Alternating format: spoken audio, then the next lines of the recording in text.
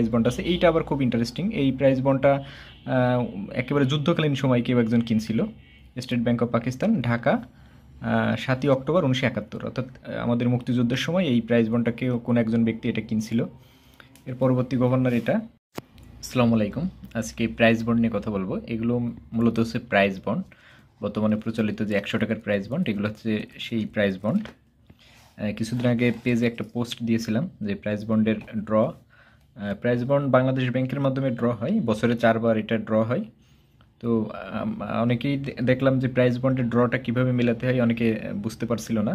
তো যেটা করবেন, আপনার এই যে যে নাম্বারটা, প্রিফিক্স দরকার নেই, যে ঘ খ এই যে প্রিফিক্স, এগুলো মেলাতে যাবেন না, জাস্ট নাম্বারটা মেলানোর চেষ্টা করবেন। নাম্বারটা যদি মিলে যায় তাহলে আপনি পুরস্কার পাবেন। প্রথম পুরস্কার থেকে 6 লক্ষ টাকা, দ্বিতীয় পুরস্কার থেকে 3,25,000 টাকা, তারপর 1 লক্ষ টাকা, এবং এরপর 50,000, এবং লাস্টে হচ্ছে 10,000 করে, মোট 40টা, লাস্টে 10,000 টাকার পুরস্কার থাকে। তো প্রাইজ বন্ডে যদি আরও একটু বিস্তারিত বলি, প্রাইজ বন্ড আসলে এক প্রকার টাকার মতনই। এখানে 20,000 টাকার প্রাইজ বন্ড আছে 2 বান্ডেল। এই 20,000 টাকার প্রাইজ বন্ড আর এইখানে 20,000 টাকা, এই দুটার ভিতর মেইনলি কোনো পার্থক্য নেই। কেন এই কথা বললাম? কারণ হচ্ছে এই টাকাতে আপনি যে কোনো কিছু কেনাকাটা করতে পারেন। আবার এই প্রাইজ বন্ড যদি আপনি ব্যাংক বলেন, পোস্ট অফিস বলেন, যে কোনো প্রতিষ্ঠানে এটা যদি বিক্রি করেন, আবার আপনাকে এই 20,000 টাকাই দিয়ে দেবে। তো অনেকে আছে যে হাতে টাকা থাকলে খরচ হয়ে যায়, তারা কি করে প্রাইজ বন্ড কিনে রাখে। তো প্রাইজ বন্ডের ইতিহাসটা কিন্তু অনেক পুরাতন। আমাদের বাংলাদেশে প্রাইজ বন্ডের সূচনা হয় 1960 সালে। তখন পাকিস্তান ছিল, বাংলাদেশ ছিল না। তো সেই সময় মূলত প্রাইজ বন্ডের যাত্রা শুরু হয়। এটা হচ্ছে সেই 1960 সালের একটা প্রাইজ বন্ড। তখন যে গভর্নর ছিল ওনার স্বাক্ষরযুক্ত একটা প্রাইজ বন্ড। আর এইখানে যে সিল দেখা যাচ্ছে 1961 সাল, এটা মূলত 1961 সালে কেউ একজন এটা কিনছিল। ঢাকা, এই ঢাকা বানানটা দেখেন, আগে সেই পুরাতন ঢাকা বানান। স্টেট ব্যাংক অফ পাকিস্তান থেকে এটা কিনছিল, সেই তারিখের একটা সিল দেওয়া আছে।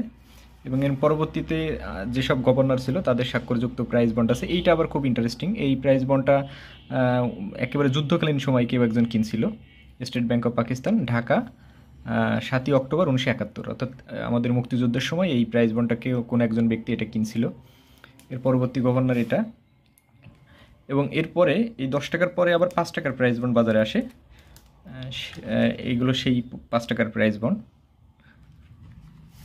এটা আর একটা 5 টাকার প্রাইজ বন্ড। আমি এগুলো সংগ্রহের প্রয়োজনে রাখছি, এগুলো এখন আর চলে না, এগুলো জাস্ট আমার নিজের সংগ্রহে রাখার জন্য। আর আমাদের স্বাধীন বাংলাদেশের প্রথম প্রাইজ বন্ড আসে 1974 সালের জুন মাসে। তখনকার গভর্নর ছিলেন আনামা হামিদুল্লাহ, ওনার স্বাক্ষরযুক্ত যে একটা প্রাইজ বন্ড, অর্থাৎ স্বাধীন বাংলাদেশের প্রথম প্রাইজ বন্ড এইটা। এটা কেউ একজন 1982 সালে এটা কিনছিল বাংলাদেশ ব্যাংক থেকে, সেই তারিখের একটা সিল দেয়া। এরপরের গভর্নর ছিলেন নাজিরউদ্দিন আহমেদ, ওনার সময়ের একটা প্রাইজ বন্ড এটা। ওই সময় 10 টাকার প্রাইজ বন্ড ছিল। এবং তৃতীয় গভর্নর যখন আসে বাংলাদেশ ব্যাংকের, তখন প্রাইজ বন্ডের মূল্যটা চেঞ্জ হয়ে যায়, অর্থাৎ 1985 সালে প্রাইজ বন্ডের মূল্য 50 টাকা হয়ে যায়। আগের যে 10 টাকার প্রাইজ বন্ড, এগুলো বাতিল হয়ে যায় এবং 50 টাকার প্রাইজ বন্ড বাজারে চলে আসে। তো এটা হচ্ছে সেই 50 টাকার প্রাইজ বন্ড। 50 টাকার প্রাইজ বন্ড একটা লম্বা সময় ধরে ছিল। এরপরে 1995 সাল থেকে বর্তমান যে প্রাইজ বন্ডগুলো বাজারে আছে, এই 1995 সাল থেকে এই প্রাইজ বন্ডগুলো চলে আসে। এটা গভর্নর খোরশেদের সময় থেকে এই প্রাইজ বন্ডগুলো বাজারে আসে। এখন বর্তমান এই প্রাইজ বন্ডটাই 100 টাকার এই প্রাইজ বন্ডটাই এখনও চালু আছে। এরপরে যতগুলো গভর্নর ছিল আমি আমার সংগ্রহের প্রয়োজনে এগুলো রাখছি। যতগুলো গভর্নরের প্রাইজ বন্ড বাজারে ছিল সবগুলোই এখানে আমার আছে। আমার নিজের প্রাইজ বন্ডগুলো চেক করা হয়নি, এখন ভাবলাম একটু সময় আছে, একটু চেক করে নিই। তো প্রাইজ বন্ডের যে বিষয়টা আপনারা লক্ষ্য করবেন সেটা হচ্ছে এই নাম্বারটা দেখবেন, এই নাম্বারটা যদি মিলে যায় আপনি পুরস্কার পাবেন।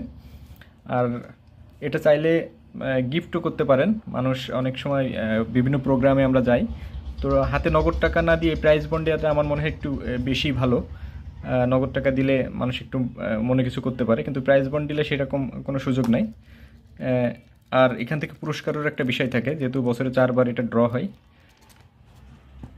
তো সবাই ভালো থাকবেন। প্রাইজ বন্ড নিয়ে অন্য কোনো প্রশ্ন থাকলে কমেন্ট বক্সে লিখবেন, আমি চেষ্টা করব উত্তর দেওয়ার। আল্লাহ হাফেজ।